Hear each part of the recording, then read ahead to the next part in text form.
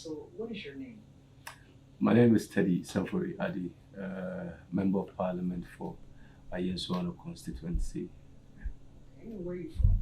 I'm from Akropong in the eastern region. My dad is in Akwapem and my mom is from Mankasim in the central region. But I was born and raised in Ayensuano, Kota, to be precise. My dad was also born and raised in Kota, but my mom was born and raised in Mankasim. So I would say I'm an Akwapem, but I was born and raised in Ayensuano constituency. Could you tell me more about what your childhood was like?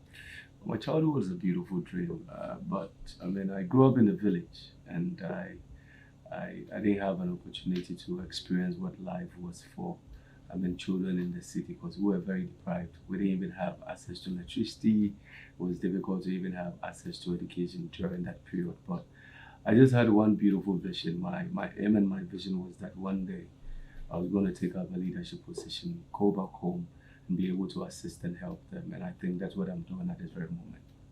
Where did this desire for you to lead your community come from? Because obviously, this is not something that as a kid you would think about. So, where did it come from? Growing up, my grandma would always call all the children in the area and ask, what would you want to be in future? And I would always tell my grandmother, I want to be a president.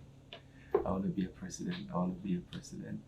And when I was a child, I could hear my granddad. My granddad was a politician. So I could hear him talking about Nkrumah and then the beautiful things Nkrumah was doing. So it always related with me. I felt, okay, if Nkrumah is doing all this for Ghana, then when I grow up, I also want to do this for Ayensuano constituency.